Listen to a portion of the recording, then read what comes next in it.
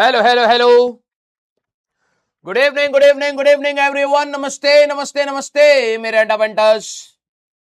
Hello hello hello, good evening good evening good evening. Love you all love you all love you all. तो कैसे हैं आप सभी लोग? जल्दी से बताइए कि क्या आप सभी लोगों को मेरी आवाज सही से सुनाई दे रही है मेरे अड्डा बंटर वे एंटर बंटर या? हाँ, सारे बच्चे आइए आइए आइए। Good evening good evening good evening. हाँ, आ जाओ भाई, आ जाओ आ जाओ आ जाओ। चलिए भाई स्टार्ट करते हैं। तो जय श्री कृष्ण, राधे राधे, राम राम भाई सारे ने। जल्दी से आज की क्लास में मेरा नाम है राजू सिंह और मैं आप सभी का स्वागत करता हूं बेटा अर्जुना नीट 2.0 2027 में। आज हमें करना है अपना लेक्चर नंबर, कौन सा है? लेक्चर नंबर 10 हमें करना है मैथमेटिकल टूल्स का, जिसमें आज पहले करेंगे होमवर्क के बारे में। होमवर्क के क्वेश्चंस है, फिर डिफरेंशिएशन है, फिर differentiation, addition, subtraction, multiplication, division, बहुत सारा है रे। हाँ आइए भाई, good evening good evening good evening. हाँ बहुत सही, कई सारे एंटरप्रेन्योर आ चुके हैं। हाँ, होमवर्क करके आए नहीं होंगे मुझे पता है। जरा पूछा जाए कितने बच्चे होमवर्क ट्राई करके आए हैं? आंसर निकले ना निकले मेरे को नहीं मतलब, लेकिन ट्राई करके आए हैं जरा एक बार थम्स अप कर दीजिए बेटा। चलिए भाई, हाँ सारे बच्चे। हाँ सर, आपके बाइसेप बाइसेप की स्पेलिंग दोगे, डॉक्टर बनेगा आपका बाइसेप। हाँ, बाइसेप पर क्या हो गया? इसका जवाब दे भाई। हाँ आ जाओ भाई, बहुत सारे बच्चे करके आए हैं। Very good very good. अरे मच्छर काट गया था यार कल, मैं सोचा कि बाहर सो जाता हूं, ठीक है, तो मच्छर काट गए हैं बहुत सारे इसलिए खून वो हो गया है। हाँ, बहुत बड़ा बड़ा मच्छर है नोएडा में, नवेडा में।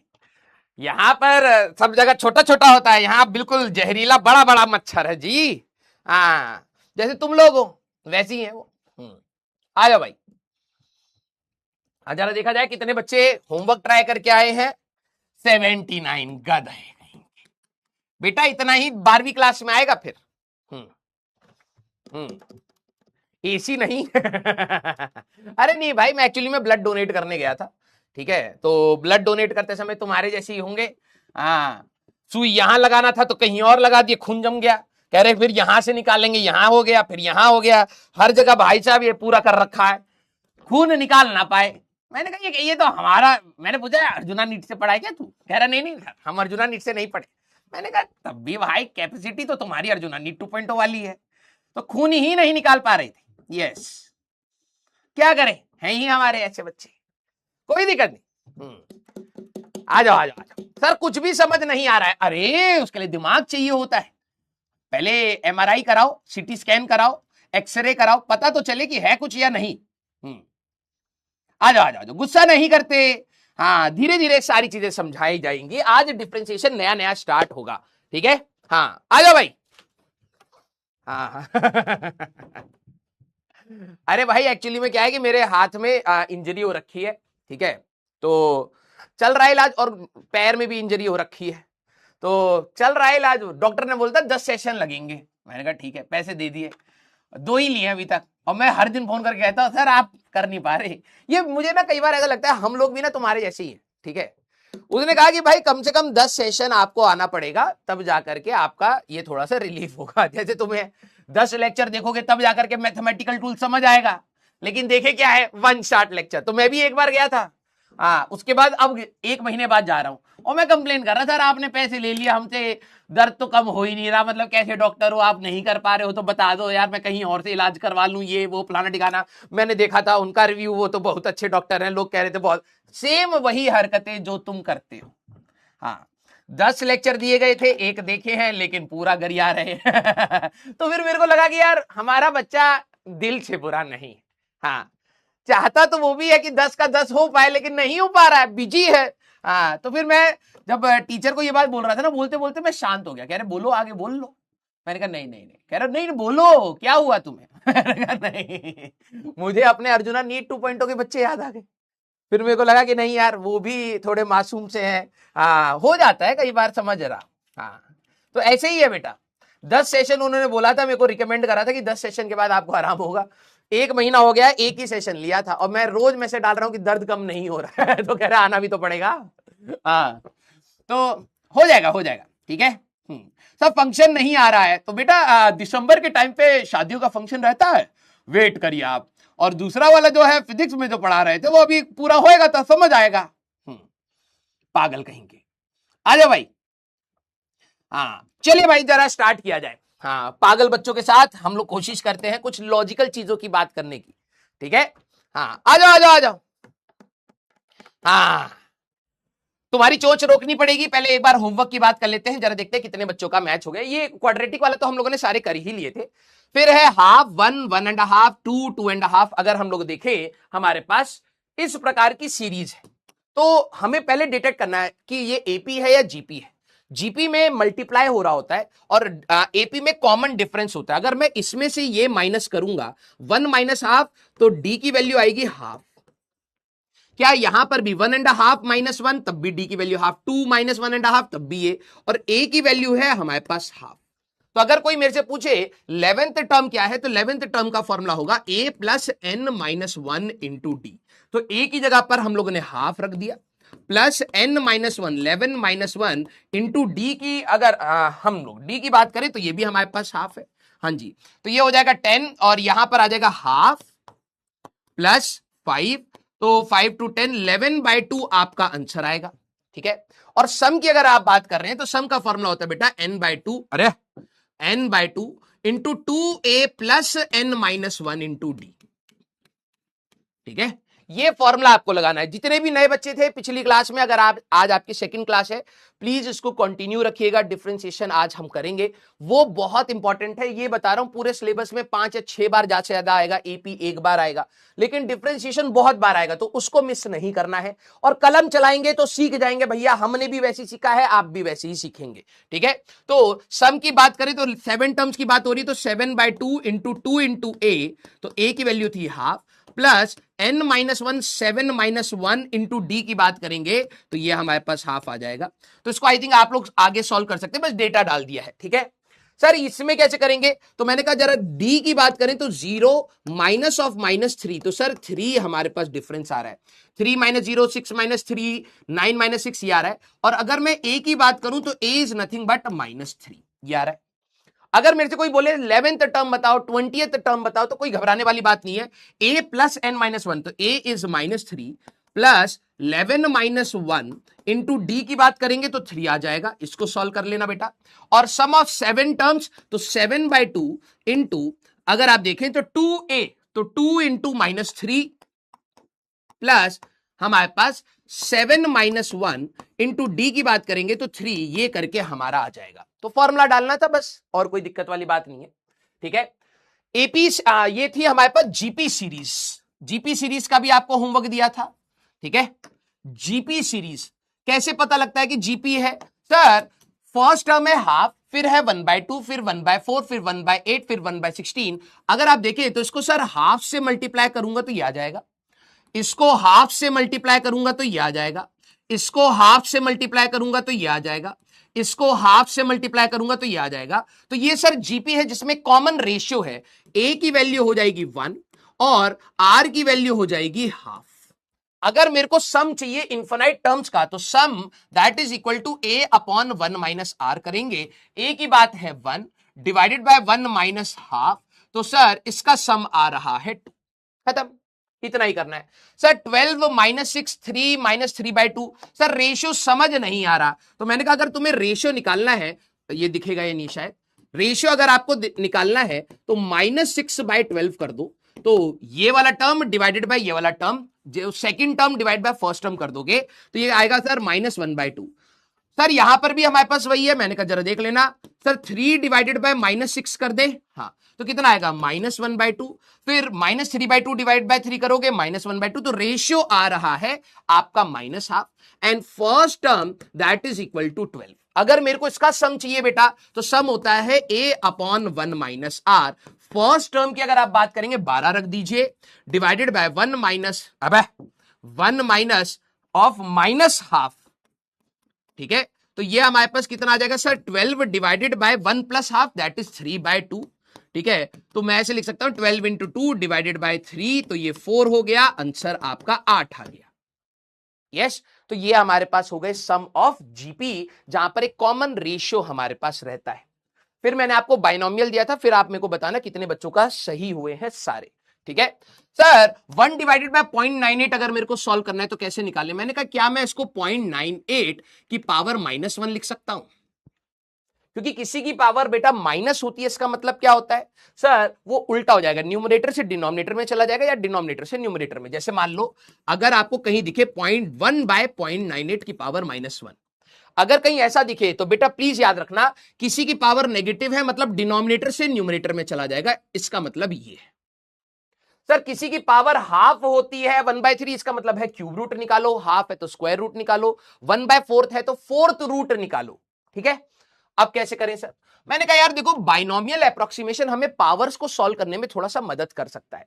अगर मैं इसको कुछ 1 प्लस माइनस डब्बे के फॉर्म में लिखूं, डब्बा क्या होता है? छोटी क्वांटिटी, तो क्या मैं 1 माइनस 0.02 ऐसे लिख सकता हूं? हाँ जी सर, आप लिख सकते हैं, क्योंकि तब 0.98 आ जाएगा। और ये देखो, ये हमारे पास छोटी क्वांटिटी है, ये तो एक छोटी सी क्वांटिटी है। यस, तो बाइनोमियल क्या कहता था सर? सर ये पावर को आप आगे ले जा सकते हैं, तो 1 माइनस ऑफ -1 आगे आ गया इंटू 0.02 कर लीजिए, तो ये कितना आएगा बेटा? सर 1 प्लस हमारे पास 0.02, तो ये आ जाएगा बेटा 1.02, ये हमारा आंसर होगा। ठीक है सर, इसका क्या करें? मैंने कहा अगर देखें 1.000005 की पावर 12 है, नॉर्मल मैथमेटिक्स से तो नहीं निकाल पाएंगे, तो मैंने कहा यार इसको बाइनोमियल के फॉर्म में लिख सकते हैं, क्योंकि 1 प्लस समथिंग है, तो 1 प्लस 0.0005 हमारे पास की पावर 12 ऐसे हो गया। हाँ जी सर, मैंने कहा क्योंकि ये क्वांटिटी 1 में जो चीज जुड़ रही है, क्या ये वेरी स्मॉल है? हाँ, तो इस केस में हम लोग पावर को आगे लिख सकते हैं 1 प्लस पावर आगे आ गई 12 और 0.005 कुछ इस प्रकार से हो गया। ठीक है, तो ये कितना आ जाएगा बेटा? सर 1 प्लस 12 5 60, या ऐसे लिख लेते हैं गलती ना हो जिससे, तो सर 3 0 है, डिवाइड बाय 1000 लिख ले। मैंने कहा हाँ, तो 1 प्लस 60 डिवाइड बाय 1000 हो जाएगा सर, 1 0 चला गया, 1 प्लस 0.06 आ गया, तो हमारा आंसर 1.06 ये आंसर हो जाएगा। ठीक है, हमारे पास सही करा है ना हम लोगों ने?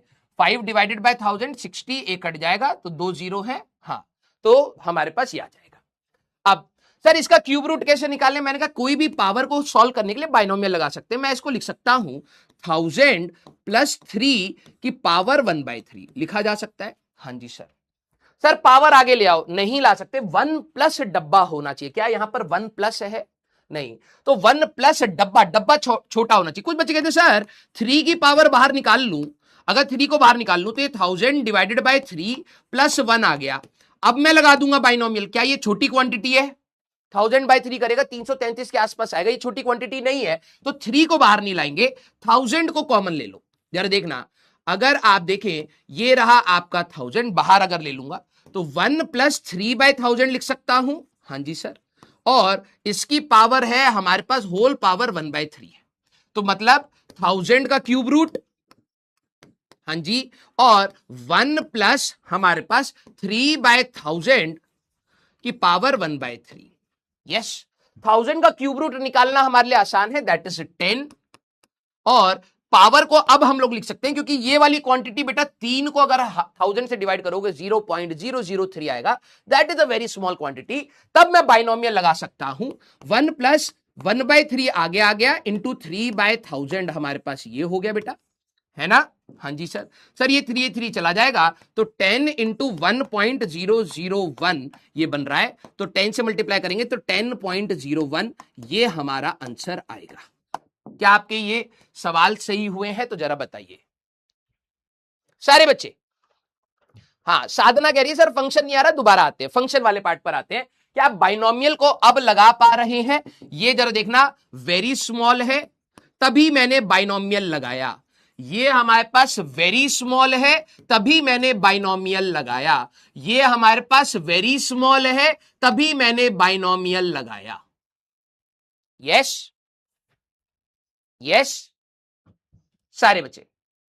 माइनस होएगा हमारे पास कहां पर बेटा, माइनस तो ये रहा, माइनस ये रहा तो प्लस हो जाएगा हमारे पास, ठीक तो है।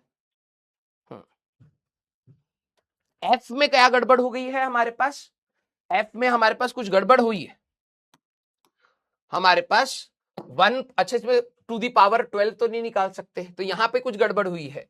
60 डिवाइड बाय 1000 कर लेते हैं, 0.06 ठीक तो है, 1.06 आ तो रहा है बेटा। एफ में कहां गड़बड़ हो रही है, 3 जीरो थे, 3 जीरो थे, ये 5 हो गया हमारे पास। अच्छा यहां पर 4 जीरो होंगे, ओके ओके ओके, हाँ यहां पर 4 जीरो होंगे, तो यहां पे 0.006 आएगा, एक और जीरो हो जाएगा, यस एक और जीरो, यहां पर 4 जीरो होंगे, 1 2 3 4, 1 2 3 4, फिर ये कट जाएगा 0.006, तो ये हमारा आंसर आएगा, ठीक है, ये हमारा आंसर है, ये हमारा आंसर है, ठीक है। हाँ अब कितने बच्चों को फंक्शन अभी नहीं समझ आया, क्योंकि ये भी सवाल थे, मैंने सारे बच्चे एक बार थम्स अप करना, क्या मैंने यही बोला था एफ ऑफ 0 निकालना है, एफ ऑफ 1 निकालना है, एफ ऑफ 2 निकालना है, क्या मैंने यही पूछे थे, एक बार ये बता देना। और जिन बच्चों को सही में 0 इसमें क्या यही पूछे थे एक बार, नहीं तो मेरे को ना फिर कल की फाइल खोलनी पड़ेगी, एक बार आप लोग बता देंगे तो टाइम बच जाएगा। क्या मैंने यही पूछा था आप लोगों से एफ ऑफ 0 1 2, हाँ यही पूछा था, एक बार थम्स अप कर दीजिए सारे बच्चे, हाँ यही पूछा था। चलिए अच्छा अब बताइए कितने बच्चों को फंक्शन मतलब नहीं समझ आया, अब सीरियसली बात करेंगे। जिनको नहीं आया, हाँ जिनको नहीं आया मी लिख दीजिएगा, जिनको नहीं आया मी लिख दीजिएगा। फंक्शन होता क्या है सर, और ये एफ ऑफ 0 क्या निकालना, एफ ऑफ 1 क्या निकालना, ये मैं समझ नहीं पाया, फंक्शन क्या होता है।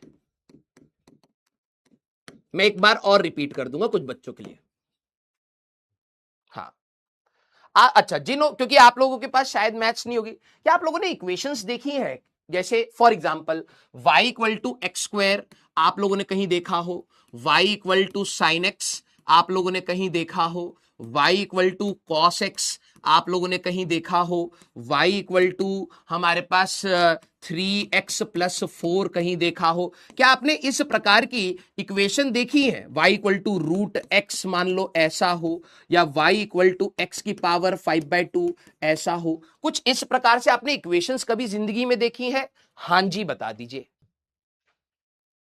कुछ बच्चे नाम से कंफ्यूज हो रहे हैं कि सर फंक्शन होता क्या है। भाई जो तुम इक्वेशन आज तक देखते आए हो, y जैसे आप लोगों ने स्ट्रेट लाइन देखा होगा, y equal to 3x plus 4, ये स्ट्रेट लाइन है, this is all the y the function of x कहते हैं इसको, ये तो देखा है ना आप लोगों ने। हाँ अब मेरे वर्ड्स को सुनना, क्योंकि आप लोगों ने सबसे पहले तो यही देखा होगा कि sir this is a straight line, ये हमें 10वीं क्लास में भी कहीं ना कहीं पढ़ाया गया है, ये तो स्ट्रेट लाइन होती है। हाँ तो इसको मैथ्स में क्या बोलते हैं कि y x पर डिपेंड कर रहा है, दिस इज y x पर डिपेंड कर रहा है, डिपेंड कर रहा है, ध्यान से सुनना, कर रहा है।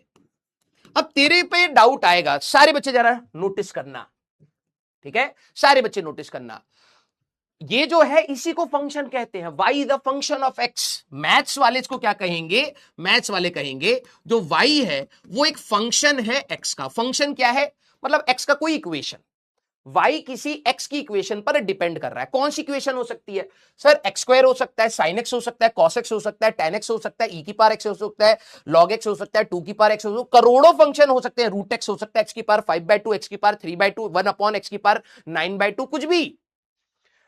फंक्शन कहने का मतलब है कि y x पर डिपेंड कर रहा है, किस तरीके से डिपेंड कर रहा है वो तो करोड़ों ऑप्शन हो सकते हैं।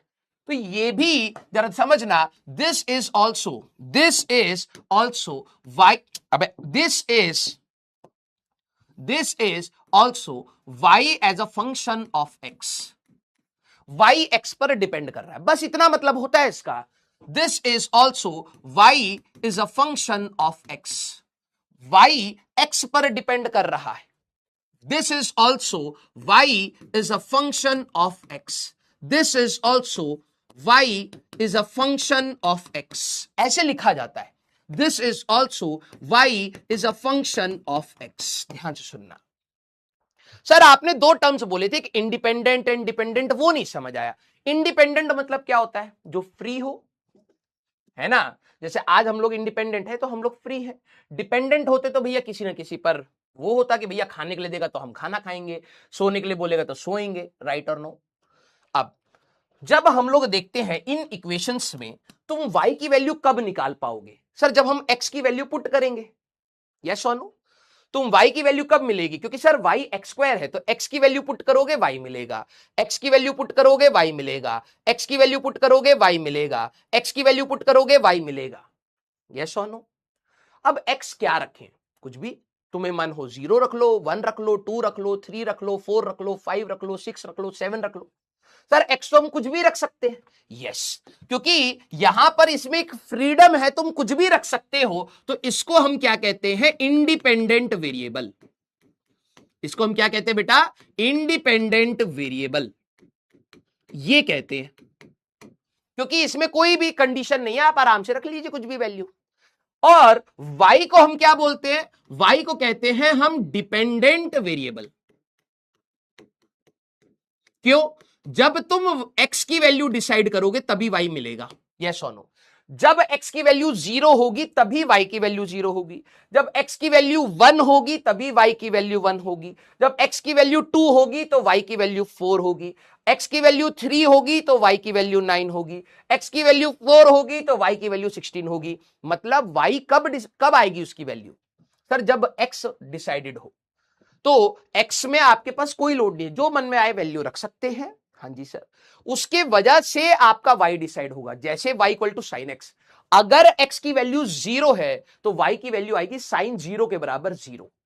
अगर x की वैल्यू मान लो पाई बाय 4 45 डिग्री है, x की वैल्यू 45 डिग्री है, तो y की वैल्यू क्या आएगी? 1 बाय रूट 2, क्योंकि साइन 45 1 बाय रूट 2 होता है। अगर x की वैल्यू पाई बाय 2 है 90 डिग्री, तो y की वैल्यू आएगी 1, यस और नो।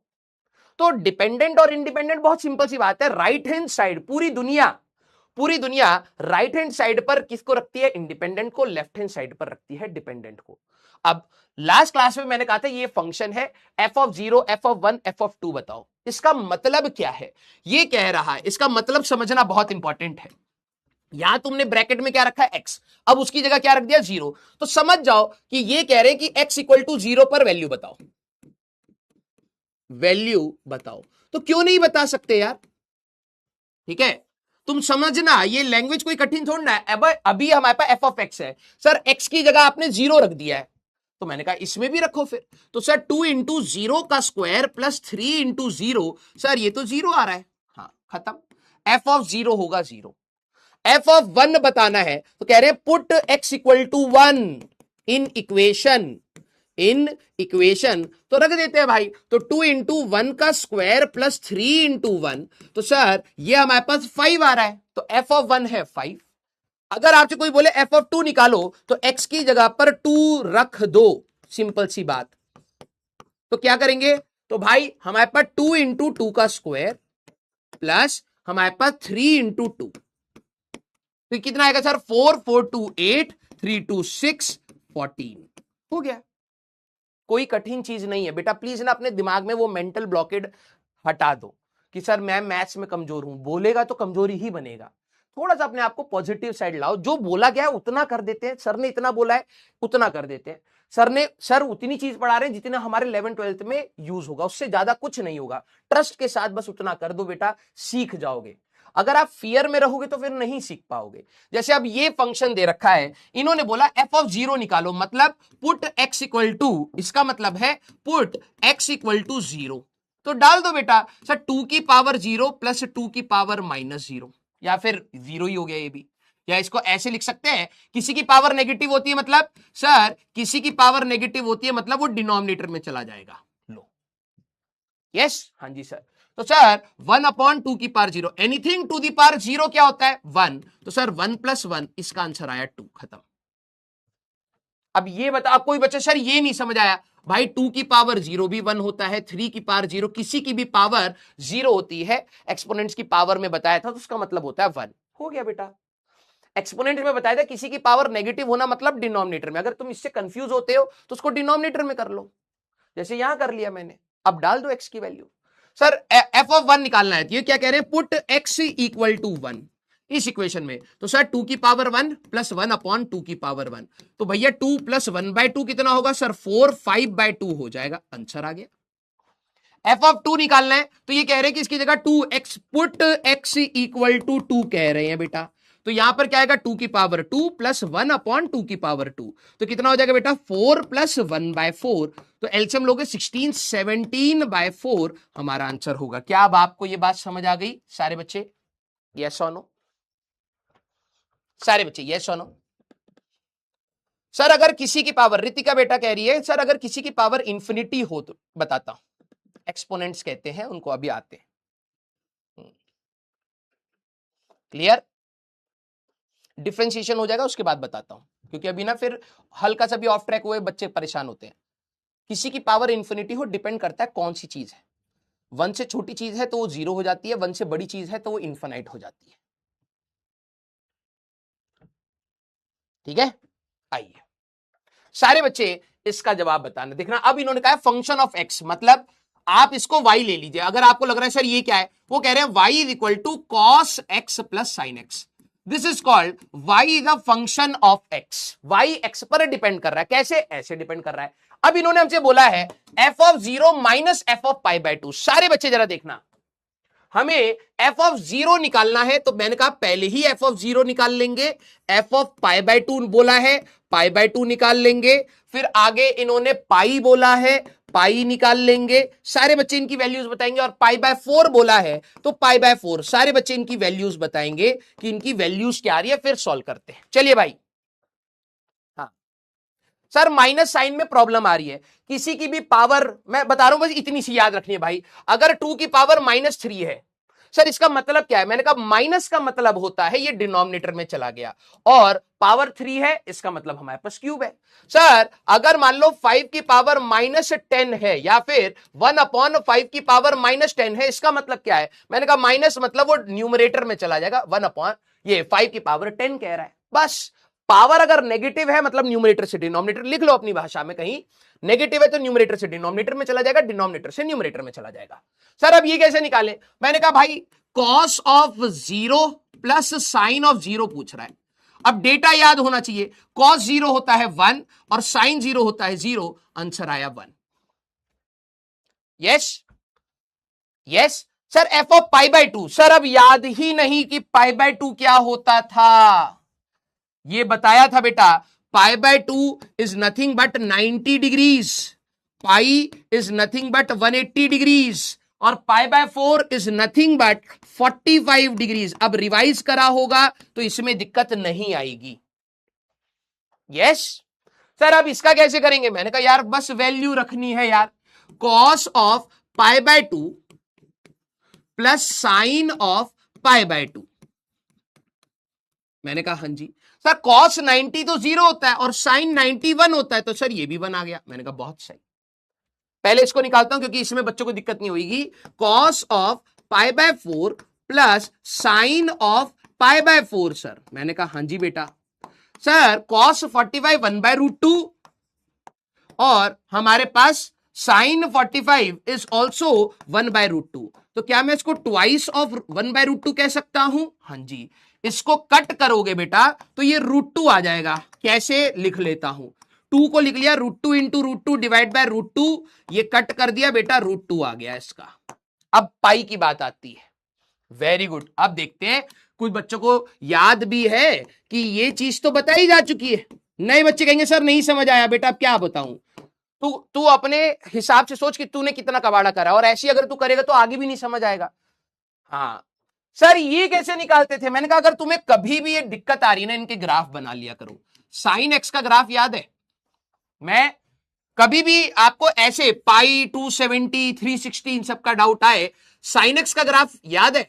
हाँ जी सर, कुछ ऐसे बताया था सर आपने, यहां 0, यहां पर 90 डिग्री, यहां पर 180 डिग्री, यहां पर हमारे पास 270 डिग्री, और यहां पर 360 डिग्री। यस 180 ही पाई होता है। तो जरा देखना साइन पाई की वैल्यू कितनी आ रही है? Sir sine pi is nothing but 0। आइए सर कॉस के लिए कैसे करेंगे? मैंने कहा कॉस का ग्राफ याद रखो। सर cos 0 1 होता है, इसका ग्राफ ऐसा होता है cos का। हाँ, यहां x की value 0, 90 degree, 180 degree, 270 degree and 360 degree, ये होता है बेटा, ये होता है। तो cos 180 या cos पाई मतलब क्या होगा सर, -1, क्योंकि cos की वैल्यू +1 और -1 के बीच में होती है। तो हमारे पास आएगा बेटा cos पाई की वैल्यू होगी सर -1 और sin पाई की वैल्यू होगी 0, दिस इज -1। Very good. अब सर हमें ये क्या बोला है, f(0 - f(π/2) निकालना है। अरे भाई f(0) की वैल्यू कितनी आई सर, ये मैं यहां सॉल्व कर रहा हूं, 1 माइनस f(π/2) की वैल्यू आई 1, आंसर है 0, खत्म। ये पूछा था उन्होंने, लैंग्वेज रीड कर लोगे सब आसान हो जाएगा। अगला देखना sir, f of pi into f of π/4 पूछा है। मैंने कहा f ऑफ पाई कितना है बेटा, sir f of pi is -1, मैंने कहा ठीक है, इंटू f ऑफ π/4 इज √2, तो इसका वैल्यू क्या आएगा सर -√2। डन। कितने बच्चे इसको कर पाए जरा प्लीज दिल बना दीजिए, आसान था, कलम चलानी पड़ेगी बेटा। फिजिक्स ऐसा सब्जेक्ट है जो बिना कलम चलाए आप सीख ही नहीं सकते। आप सोचे कि भाई मेरे को कोई टीचर ऐसा मिल जाए जो थ्योरी अच्छे से समझा दे, बिलीव मी धरती पर कोई भी ऐसा टीचर एग्जिस्ट नहीं करता है जो सिर्फ थ्योरी से फिजिक्स को समझा दे। आपको थोड़ा सा थ्योरी में समझ आएगा, थोड़ा सा क्वेश्चन में समझ आएगा, और प्रैक्टिस करोगे तब जाकर के आपका लर्निंग ग्राफ बनेगा। Clear? Very good, very good. आइए, मैं आपको बेटा बस वही बोलूंगा, कलम मत रोकना। जो भी कहता है ना कि यार कि मेरी फिजिक्स वीक है, ये है वो है, तुम एक्चुअली में कलम नहीं चला रहे हो। तुम कलम चलाओगे सीख जाओगे। तुम्हें लगता है सर आपको आती है हमें नहीं आती है, हमने भी कलम से ही सीखी है भाई।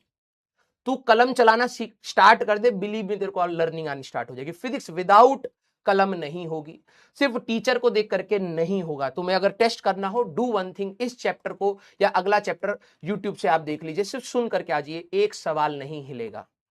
क्यों? क्योंकि लर्निंग आपकी कलम से निकलेगी। आइए, अब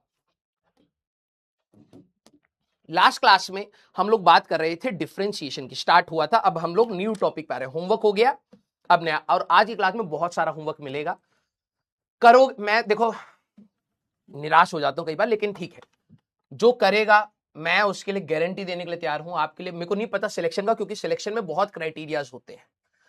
फिजिक्स की अगर मैं बात करूं तो आप you will score wonderful in physics, ये मैं आपको प्रॉमिस कर सकता हूं, इससे ज्यादा नहीं कर सकता।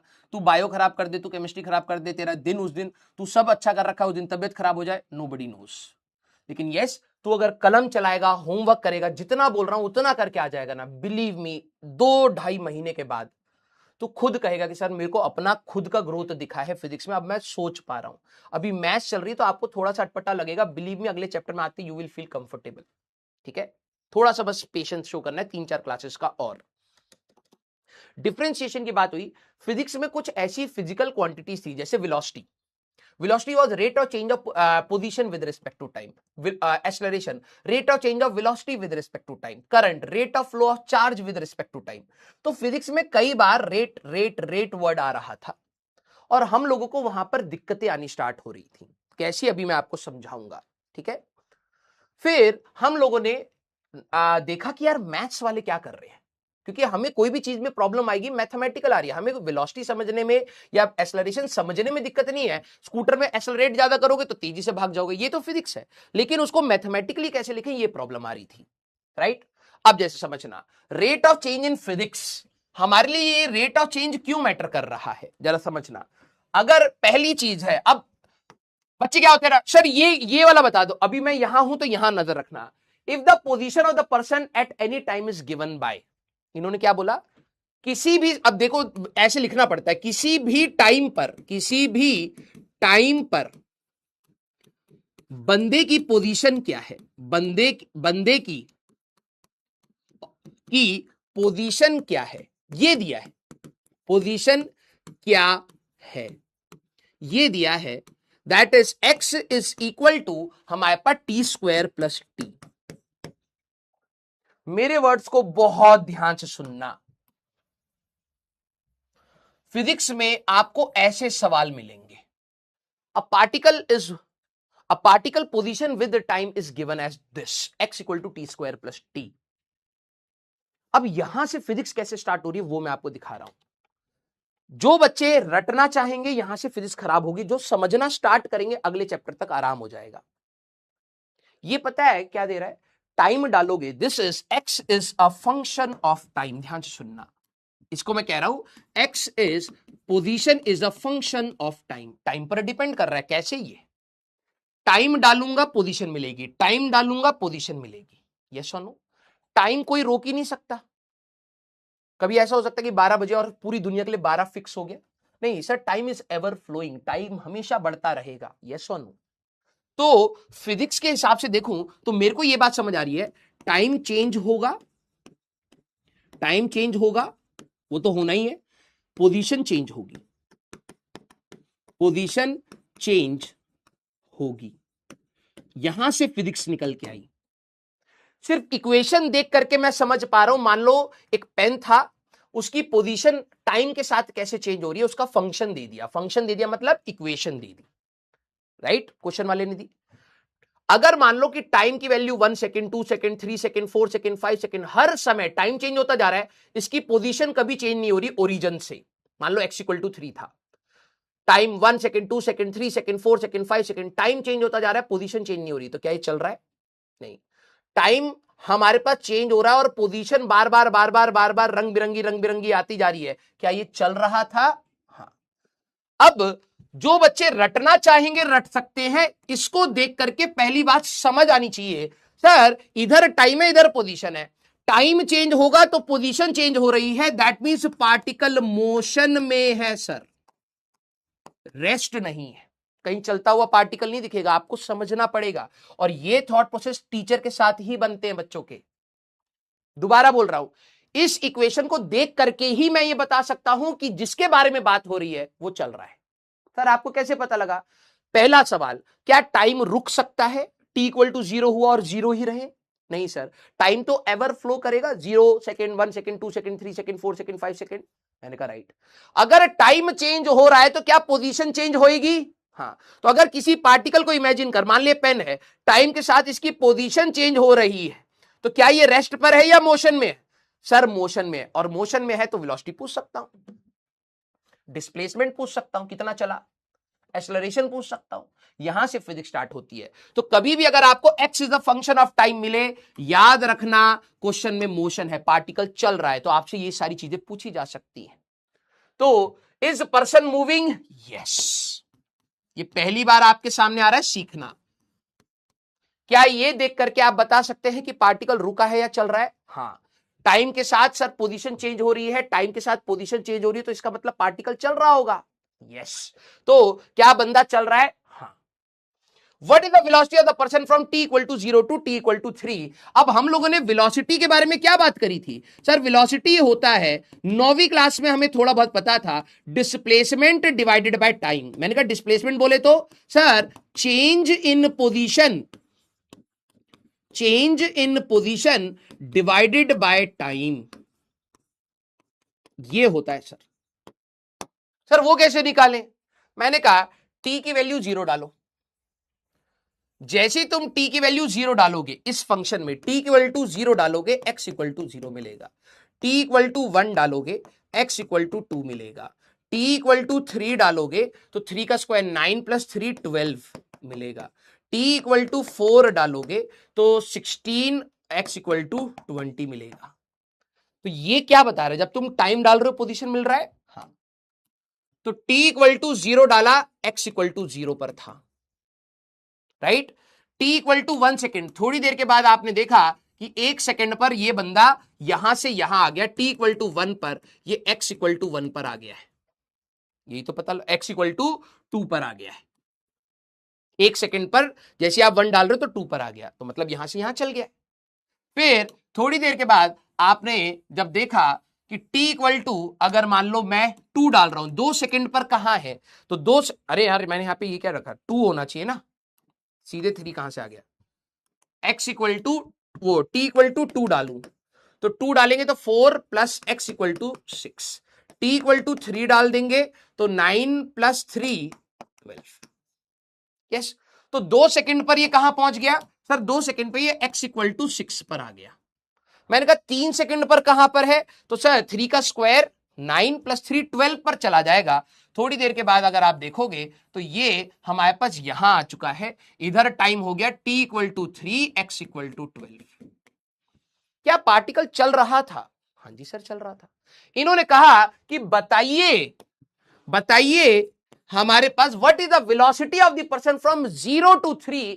तो 0 से लेकर के 3 सेकंड तक इसकी वेलोसिटी क्या है? मैंने कहा डिस्प्लेसमेंट तो ये हुआ चेंज इन पोजीशन, यहां से यहां गया है चेंज इन पोजीशन। हाँ जी सर, अगर ये चेंज इन पोजीशन है तो वैल्यू निकाल सकता हूं सर। पहले था ओरिजिन पर, अब है 12 पर, तो change in position is 12 final minus initial, 12 - 0 12। और टाइम लगाया सर 3, तो 4 मीटर पर सेकेंड इस व्यक्ति की स्पीड थी। 4 मीटर पर सेकेंड इस व्यक्ति की स्पीड थी। मैंने कहा ठीक है, अब प्रॉब्लम समझना। क्या आपको यह बात समझ आ रही है? 1 सेकंड पहले 0 से 1 सेकंड में सिर्फ 2 मीटर चला, यस और फिर अगले सेकंड में 6 - 2 4 मीटर चला, फिर ये हमारे पास 6 मीटर चला। क्या ये तेज होता जा रहा है? मेरे वर्ड्स को ध्यान से सुन करके मेरे को जवाब बताना। क्या ये व्यक्ति तेज होता जा रहा है? क्योंकि एक पहले सेकंड में 2 मीटर चला, 2 मीटर्स, फिर यहां से यहां 1 सेकंड, एक और 1 सेकंड लिया तो सर 4 मीटर चला, फिर यहां से यहां 6 मीटर चला। जैसे जैसे टाइम बढ़ता जा रहा है, जैसे जैसे टाइम बढ़ता जा रहा है, बंदा स्पीड अप कर रहा है।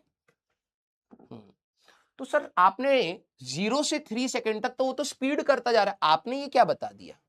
4 से थोड़ा ना चल रहा है। यही अगर आप समझ गए तो आप फिजिक्स को समझ पाएंगे। यहां से यहां ये अभी कितना चला है सर? ये सिर्फ 2 मीटर चला है 1 सेकंड में, तो 2 मीटर पर सेकंड। यहां से यहां जब ये चला है तो सर यहां से यहां चला है तो अब इसने 4 मीटर चला है 1 सेकंड में, फिर 6 मीटर चला है 1 सेकंड में। सर ये तो स्पीड अप हो रहा है। स्पीड अप हो रहा है तो मतलब वेलोसिटी बढ़ती जा रही है, और आपने तो फिक्स बता दी। ऐसा कैसे हो सकता है? ये जो आप वेलोसिटी निकालते हैं star mark, this is called average velocity. ये 9th क्लास में आपको पढ़ाई थी। जब इंटरवल बड़ा होता है तो आप एवरेज लेते हैं, this is called average velocity. ठीक है सर, अब मेरा कमेंट पढ़ लो। नहीं बेटा, पढ़ा रहा हूं, तू पढ़ पहले, चौधरी मत बनो। मैं लिटरली बता रहा हूं बेटा, मेरे को, मैं आपको मोटिवेट कर सकता हूं। एक पॉइंट के बाद अगर आप मेरे को डिमोटिवेट करोगे, मैं बैच ही छोड़ दूंगा। लिटरली बता रहा हूं, आपके बैच से मेरे को वैसी वाइब आ रही है कि आप लोग नहीं करना चाहते हैं। आपको 10वीं में जैसा पढ़ाया हो भाई, मेरे को फर्क नहीं पड़ता। मैं बिल्कुल बेसिक से चीजें बता रहा हूं। सर मेरे को कॉम्प्लिकेटेड लग रहा है, तो कॉम्प्लिकेटेड है तो आसान होएगा तब जब तू मेहनत करेगा। पहले ही रोने लगेगा तो भैया अब मैं क्या बोलूं भाई। मेरे को तो आधा टाइम तो मेरे को तुम्हें मोटिवेट करने में लग जा रहा है। 2 सोल्यूशन, या तो छोड़ ले या तो पढ़ ले, डिसाइड कर ले। और पढ़ेगा तो फिर यही है, छोड़ना है तो बेटा अभी निकल ले। मेरे को इरिटेशन होती है। मेरे को पता है प्रॉब्लम क्या है। तू स्लो लर्नर होगा ना तो मैं स्पीड स्लो कर सकता हूं। अगर तू लर्नर ही नहीं होगा ना तो मैं नहीं करा सकता भाई कुछ। मेरे को आप में से ये वाइब आ रही। अभी मेरा टॉपिक खत्म हुआ है सर, मेरा डाउट समझ लो, मेरा डाउट देख लो। अबे तू डाउट बनाने के लिए बैठा है या पढ़ने के लिए बैठा है? पहले ये समझ। कब मैंने डाउट नहीं लिए? कितनी बार रिपीट करता हूं मैं? टॉपिक खत्म, मैंने बोला था ना, टॉपिक के बीच में अगर आप डाउट बना रहे हो, आप लर्न ही नहीं कर रहे। हो सकता है 2 मिनट बाद मैं कोई ऐसी बात बोलूं जो तेरे को क्लैरिटी दे जाए। वेट तो कर ले भाई।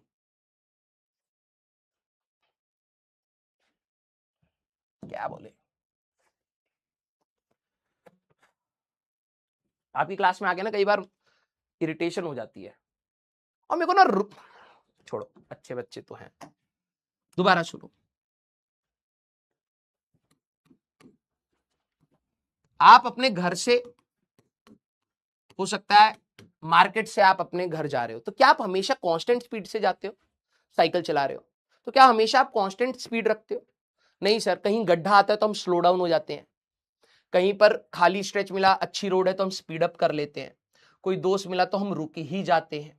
तो आप एक पॉइंट से दूसरे पॉइंट में कभी भी जाते हो तो ऐसा नहीं होता कि आप 40 किलोमीटर पर आवर से घर से निकले थे तो हमेशा पूरे रास्ते में मोड़ पर भी 40 किलोमीटर पर आवर, गड्ढे में भी 40 किलोमीटर पर आवर, ऐसा नहीं होता। हम कभी कभार रुकते हैं, कभी कभार स्पीड अप करते हैं। एवरेज वेलोसिटी क्या है समझना। तुम अपने घर से निकले, मान लो 7 बजे सुबह तुम अपने घर से निकले और 8 बजे तुम स्कूल पहुंच गए। तुम्हारा स्कूल था 50 किलोमीटर दूर, ध्यान से सुनना। तो क्या तुम इस पूरे रास्ते में कभी स्पीड अप कभी स्लो डाउन, कभी स्पीड अप कभी स्लो डाउन, कभी रुक जाना, रेड लाइट आई रुक गए, कभी मुड़ गए, कुछ ऐसा करोगे या नहीं करोगे? हाँ सब यही करते ही हम। तो क्या आपकी गाड़ी की वेलोसिटी हर बार ऊपर नीचे ऊपर नीचे ऊपर नीचे कभी बढ़ रही है, घट रही है, बढ़ रही है, घट रही है? यस और नो, राइट। लेकिन एवरेज वेलोसिटी क्या होता है, ये जो हम लोगों ने निकाला एवरेज वेलोसिटी, मैं क्या कह रहा हूं कि 7 बजे से 8 बजे मैंने कहा कि मान ले भाई तू प्रेसिडेंट है, तेरे लिए पूरी रोड हमने क्या करी, पूरी साफ करवा दी, कोई गड्ढा नहीं, कोई रेड लाइट नहीं, कोई दोस्त नहीं, कोई रोड क्रॉसिंग नहीं, कुछ नहीं है। तू अपनी गाड़ी से 50 किलोमीटर प्रति घंटे की स्पीड से निकल 7 बजे। अब ये चेंज मत कर, ये हमेशा फिक्स रख। तो क्या तू 8 बजे वहां पहुंचेगा? अब जो इतना नहीं सोचना चाहता भाई, पता नहीं वो लाइफ में कैसे जियोगे यार तुम। 50 किलोमीटर प्रति घंटा मतलब हर घंटे में 50 किलोमीटर चलना, इसका मतलब यही है। यस ऑन, पूरी रोड सपाट है, अब तू कहीं ब्रेक नहीं लगाएगा, कहीं स्पीड अप नहीं करेगा। Average velocity is that constant velocity with which a person when moves from one to second place A to B in the same time interval it covers the same distance. अब ये language मिलेगी motion in 1D में। Sir समझ नहीं आया, वही मैं कह रहा हूं। तू यहां पर जाएगा, कभी तेरी 10 की स्पीड होगी, कभी 100 की स्पीड होगी, कभी 50 की स्पीड होगी, कभी 0 होगी, फिर 20 होगी, फिर 40 होगी। तुम नॉर्मल डे पर ऐसे ऊपर नीचे करके चलते हो। मैंने कहा भैया मुझे 50 किलोमीटर जाना है, 1 घंटे में जाना है, मैं स्टार्टिंग में ही गाड़ी 50 किलोमीटर पर प्रति घंटे पर रखूंगा, 1 घंटे में 50 किलोमीटर चलूंगा, पहुंच जाऊंगा। एवरेज वेलोसिटी कांस्टेंट वेलोसिटी होती है, कांस्टेंट। तू चल नहीं रहा है, रियलिटी में तो ये है, लेकिन अगर आप देखें तो एक कांस्टेंट वेलोसिटी है जिससे तुम चलोगे तो सेम टाइम में सेम डिस्टेंस कवर करोगे। जब इंटरवल बड़ा होता है तब हम बात करते हैं एवरेज वेलोसिटी की। जो 9th क्लास में आपको पढ़ाया गया था कि भाई वेलोसिटी निकाल दो, तो आप डिस्प्लेसमेंट अपॉन टाइम करते थे ना, वो एवरेज वेलोसिटी था। ये व्यक्ति यहां से यहां जब आ रहा है तो जरा पोजीशंस को बात करना। पहले सेकंड में 0 से 2 गया, 1 सेकंड में 2 मीटर चला, फिर अगले सेकंड में 4 मीटर चला, ज्यादा चल गया, स्पीड बढ़ाई होगी। फिर 6 से t=2 से t=3 में फिर 6 मीटर चला है और स्पीड बढ़ाई होगी। मतलब ये बार बार अपनी स्पीड चेंज कर रहा है। और जब हम लोग सर 9th क्लास में डिस्प्लेसमेंट अपॉन टाइम करते थे तो डिस्प्लेसमेंट है हमारे पास 12 और टाइम है हमारे पास 3, आंसर आया 4। इसका मतलब समझना, इसका मतलब समझना, 4 मीटर पर सेकंड। ये बंदा तेज हो रहा था ना, अगर ये बंदा स्टार्टिंग से 4 मीटर पर सेकंड से दौड़ रहा होता ना, स्टार्टिंग से 4 मीटर पर सेकंड से, तो 3 सेकंड में 12 मीटर चलता। 4 मीटर पर सेकंड, 1 सेकंड में 4 मीटर, तो 3 सेकंड में 12 मीटर चलता। तो क्या यहां मिलता? यस। ये एक्चुअली में तो स्पीड अप हो रहा है। Average velocity is the constant velocity with which a person moves, he travels the same distance in same time. Yes. अब ये था 9th क्लास। जब, अब याद कैसे रखना है, जब इंटरवल बड़ा हो, 0 से 3 सेकंड, 0 से 1 सेकंड, इंटरवल बड़ा हो। सर 1 सेकंड बड़ा छोड़ना होता है। अभी देखना प्रॉब्लम क्या है। What is the velocity at t=2? 2 second पर वेलोसिटी कितनी थी? 0 से 2 नहीं बोल रहा है, 2। क्योंकि यहां पर जब है तो ये दौड़ तो रहा ही था, तुमने कहा हाँ सर ये दौड़ रहा है, चल रहा है। मैंने कहा इस समय इसकी वेलोसिटी बता दो। t=2.5 सेकंड पर वेलोसिटी बता दो, 2.01 सेकंड पर वेलोसिटी बता दो। इसको हम कहते हैं इंस्टेंटेनियस वेलोसिटी। क्या कहते हैं इसको? इंस्टेंटेनियस वेलोसिटी, ये कहते हैं बेटा इसको। क्योंकि ये किसी इंस्टेंट पर पूछी गई, ये हमारे लिए प्रॉब्लम है, ये हम निकाल ही नहीं पाएंगे अब। क्यों? क्योंकि जब इंटरवल बढ़ा था तो मैंने डिस्प्लेसमेंट डिवाइडेड बाय टाइम कर दिया। अब कोई बोले 2 सेकंड पर बताओ, 2 सेकंड में कितना चल रहा है, निकाल ही नहीं पाऊंगा सर। कैसे करूं इसको? राइट, इंस्टेंटेनियस वेलोसिटी, नाम से समझ लेना, velocity at particular instant, at particular instant. इसको हम सॉल्व नहीं कर सकते 9th क्लास के उससे, प्रॉब्लम है, सॉल्व नहीं हो सकता, और ये मोशन इन 1D में आएगा। देख, डिफरेंशिएशन पता है कैसे पढ़ाई जाती है 11वीं वाले बच्चे को?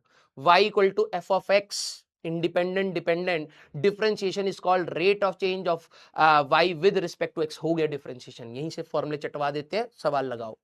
अब मैं तेरे को बता रहा हूं कि हम डिफरेंशिएशन पढ़ क्यों रहे हैं। तेरे को दिक्कत इसलिए है, दो चीजें साथ में तू सोचना नहीं चाहता, तेरे को कंफर्ट चाहिए, रटवाओ चटवाओ और भगा दो सर हमें। प्रॉब्लम समझना, रेट ऑफ चेंज, जब चीजें चेंज हो रही है तो हमें कुछ चीजें निकालनी है, वेलोसिटी है, एक्सेलरेशन है और करंट। 3 एग्जांपल दिए। अब ये बंदा मूव कर रहा है तो वेलोसिटी पूछी जा सकती है। हाँ, तो जो तूने वेलोसिटी पढ़ी थी डिस्प्लेसमेंट अपॉन टाइम, वो तू एवरेज इंटरवल जब बड़ा होता है 0 से 1 सेकेंड, 0 से 2 सेकेंड, 0 से 3 सेकेंड, 0 से 0.5, जब ऐसा कोई इंटरवल मिल रहा है तब तू लगा सकता है। लेकिन अगर कोई बोल दे कि 2 सेकंड पर वेलोसिटी बता, 2.0234 सेकंड पर वेलोसिटी बताओ, एक पर्टिकुलर इंस्टेंट पर वेलोसिटी पूछी जाए, तब आपको निकालने में दिक्कत आएगी। उसी के लिए हम पढ़ रहे हैं डिफरेंशिएशन, ठीक है? उसी के लिए पढ़ रहे हैं डिफरेंशिएशन। देखो, लिखना हो लिख लियो भाई, नहीं लिखना हो कोई दिक्कत नहीं, क्योंकि मुझे पता है तेरे को किताबी नॉलेज ज्यादा चाहिए, ठीक है? तेरे को किताबी नॉलेज चाहिए। अब देख, आता हूं मैं किताबी नॉलेज पे, जो ये होती है, तो किसी भी कॉपी को खोलेगा, किसी भी टीचर के नोट्स खोलेगा, यहीं से स्टार्ट होंगी कहानी। लिख भाई, तुम थोड़ा अलग टाइप के स्टूडेंट हो, ये मुझे समझ आ रहा है, मेहनत नहीं है, ये मुझे समझ आ रहा है कि आप लोगों की क्लास में बच्चों के अंदर मेहनत करने का नहीं है। ये वही ट्रेडिशनल नीट के बच्चे हैं, सर फिजिक्स ना टफ होती है। हाँ होती है, क्योंकि तूने रट लिया बेटा, सब्जेक्ट की डिमांड अलग थी।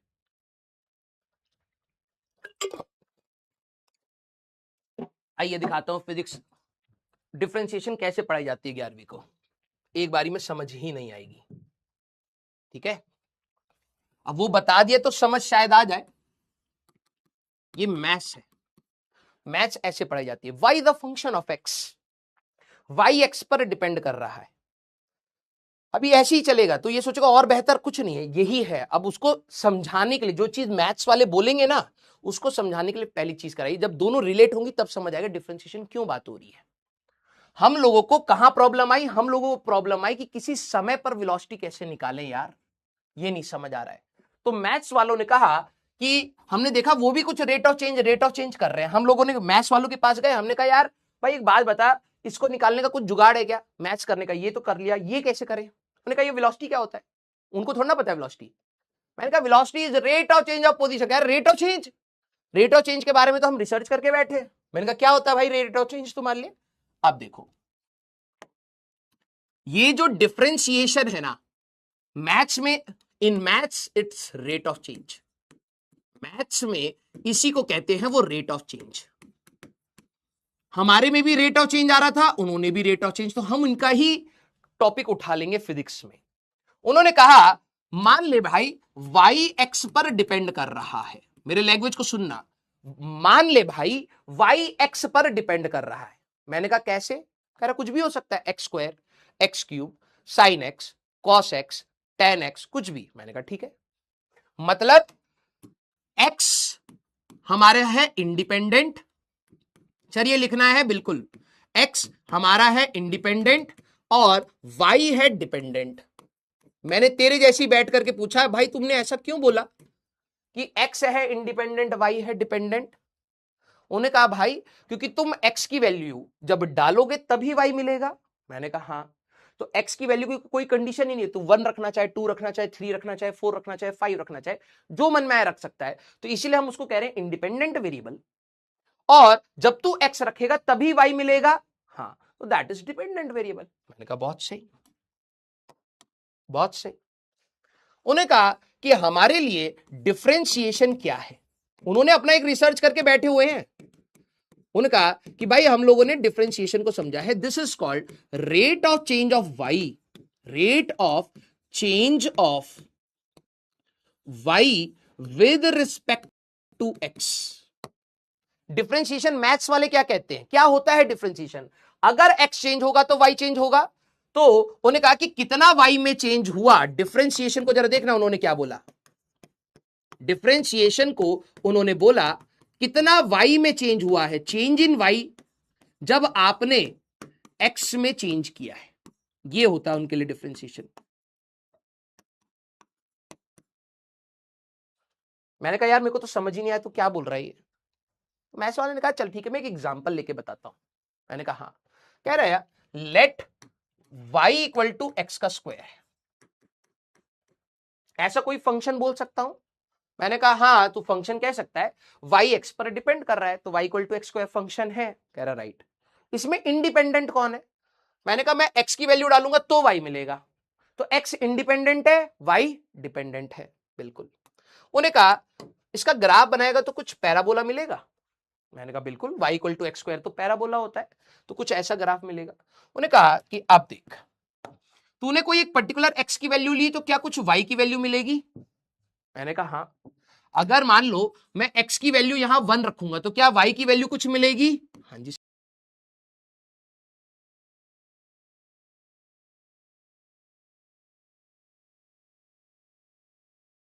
उन्होंने कहा अब x की वैल्यू चेंज करके तू कुछ और डालेगा तो क्या y की वैल्यू कुछ और मिलेगी। मैंने कहा ऑब्वियसली,